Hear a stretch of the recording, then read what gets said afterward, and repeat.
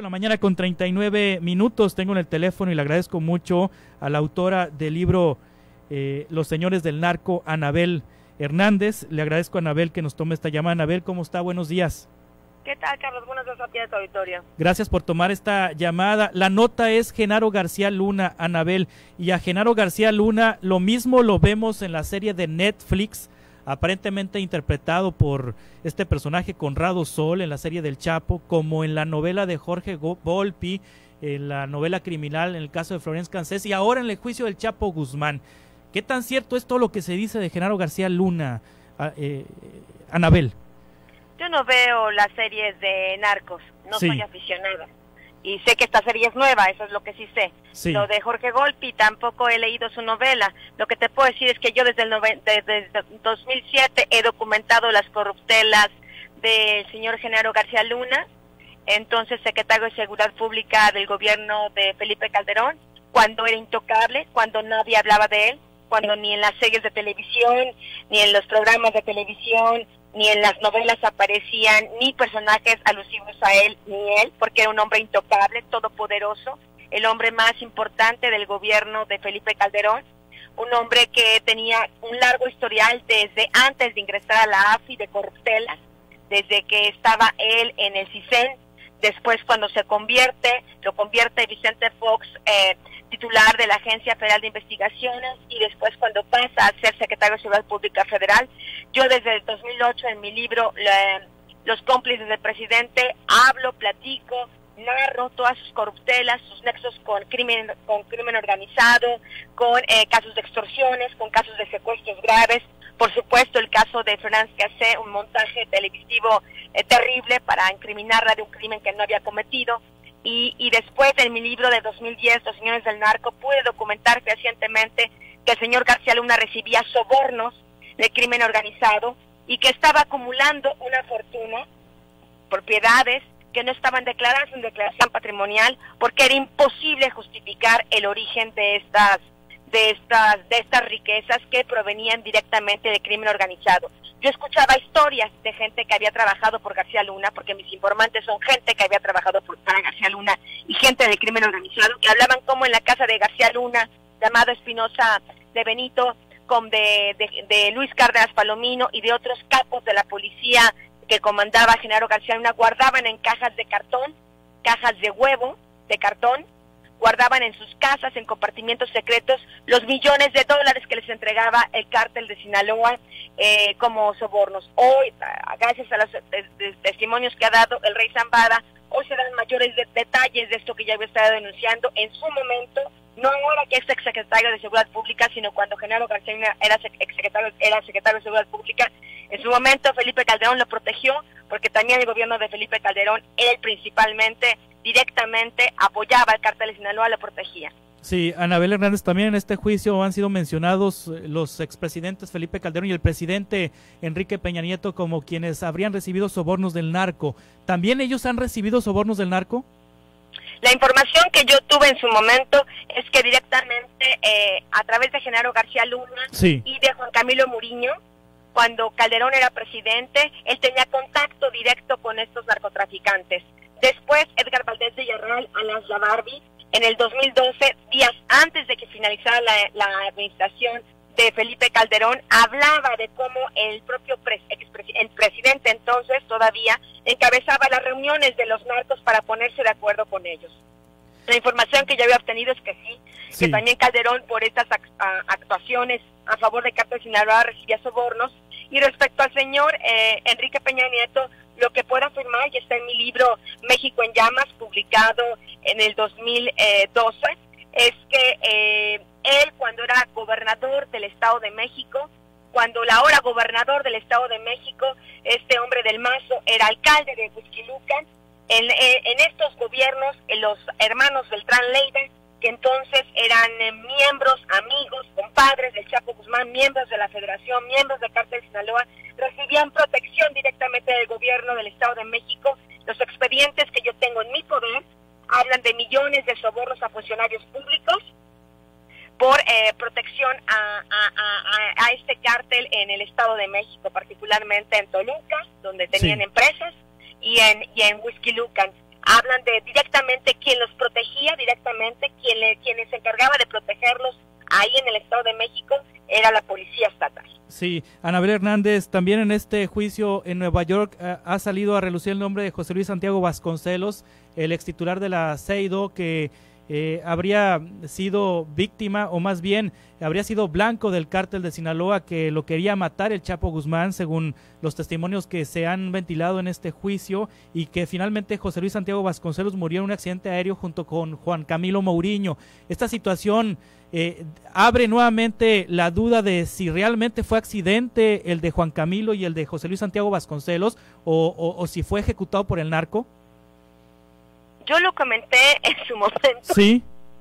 En mi libro Los Señores del Narco, este episodio, y debo decir que en este caso el informante era un miembro de la familia de Juan Camilo Mourinho, que estaba totalmente convencida que quien había derribado ese avión donde había muerto Juan Camilo Mourinho y Vasconcelos había sido el cártel de Sinaloa, porque García Luna y el entonces presidente Felipe Calderón no habían cumplido con los acuerdos totales que habían hecho con el cártel por la detención que se había ocurrido del Rey Zambada. Esta detención del Rey Zambada había sido porque una parte del gobierno federal en 2008, a partir de 2008, una parte del gobierno federal se queda fiel a el Chapo Guzmán y otra parte del gobierno federal se queda fiel a los Beltrán Leiva en medio de esta disputa entre estas dos grandes organizaciones criminales. Y es así como empiezan a haber tensiones contra los Beltrán Leiva por parte del gobierno federal, que estaba a favor del Chapo Guzmán, y comienzan a haber tensiones contra contra Zambada y gente del Chapo por parte del equipo de gobierno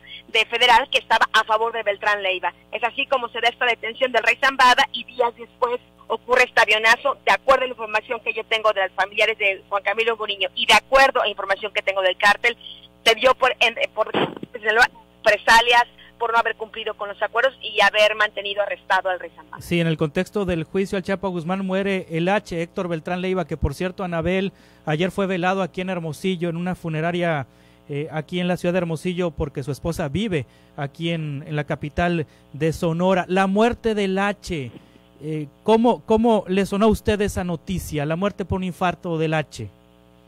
Pues mire, me suena una historia de estas que solo se cuentan en México, sí, porque es inadmisible, es increíble que no haya llegado ninguna ambulancia, que no haya tenido ningún servicio médico para impedir su muerte. Independientemente de esto, su hermano Alfredo Beltrán Leiva será uno de los importantes testigos de cargo por parte de la Fiscalía, que serán presentados en la Corte de Nueva York para testificar contra el Chapo Guzmán, para hablar también de las corruptelas del gobierno de México al más alto nivel, ya de los millonarios pagos que pagaban los Beltrán Leiva. Simplemente hace unos pocos días también el Rey Zambada había sido cuestionado de 50 millones de dólares que le habrían pagado directamente los Beltrán Leiva a Genaro García Luna. El Rey Zambada había confirmado que sí se había pagado esa cantidad por parte de los Beltrán Leiva, así que independientemente que esté muerto el H, no creo que esto influya en las ganas que tendrá Alfredo Beltrán Leiva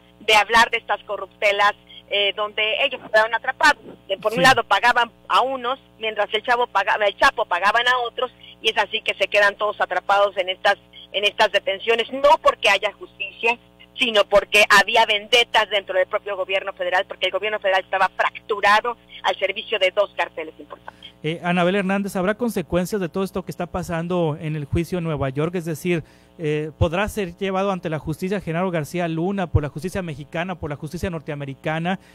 ¿Podrán ser llevados a la justicia los expresidentes o el expresidente Calderón o el presidente Peña después de estas declaraciones que hay en este juicio? ¿Qué podemos esperar del gobierno de López Obrador en este tema, con los datos, con la información que está saliendo a la luz pública a partir de este juicio en Nueva York?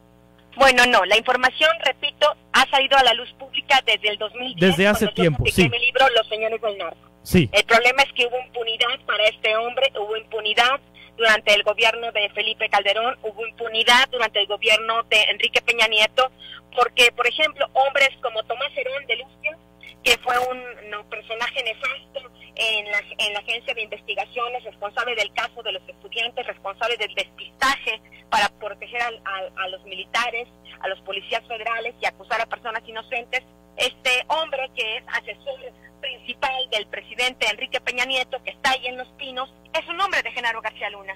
Por eso Genaro García Luna y sus secuaces se mantuvieron intocables en este sexenio de Enrique Peña Nieto.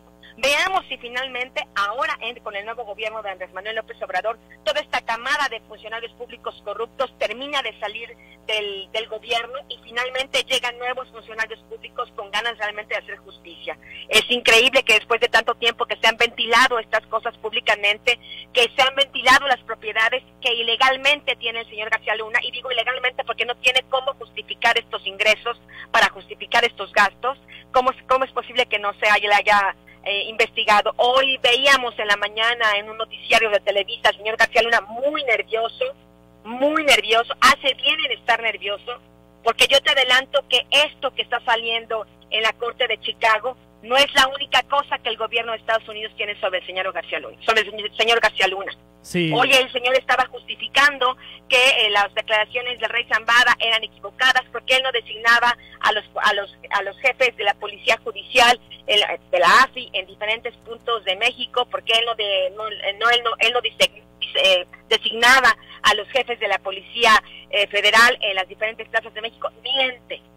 Sabe que él directamente las designaba, sabe que él todas las leyes que se aprobaban en el Congreso se las pasaba por el arco del triunfo, él sabe que violentaba todas las reglamentos, que ni siquiera él hacía exámenes de confianza, que permitía que su gente no hiciera exámenes de confianza, que aunque los exámenes de confianza se reprobaban, él extendía a su gente como Cárdenas Palomino, Armando Espinosa de Benito, el señor Ramón Pequeño, extendían cartas personalizadas, dando ellos el aval para que funcionarios corruptos siguieran dentro de la Policía Federal, de la Agencia Federal de Investigaciones. Así que el señor García Luna no venga a decir que existía una ley que él respetaba. En su momento el señor Javier Herrera Valles demostró documento por documento todas las corruptelas, cómo no se respetaban las leyes para designar a funcionarios públicos dentro de la AFI, dentro de la Policía Federal, y cómo en vez de que se investigara a García Luna y a su equipo, es el pobre señor Javier Herrera Valles, que terminó en la cárcel, finalmente fue liberado.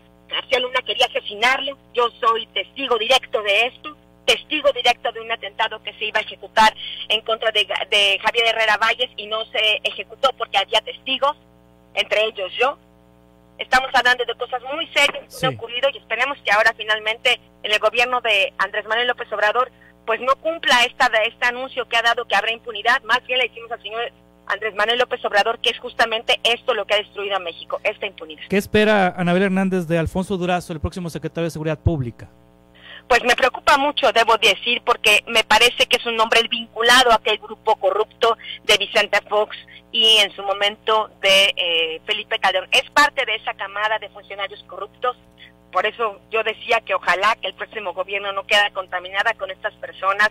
Yo me acuerdo que el señor Alfonso Durazo es de este tipo de personas que censuran, este tipo de personas que persiguen. Yo me acuerdo cuando hacía mis reportajes sobre Toallagate o sobre los vestuarios de Marta Sagún que se compraba con el erario público.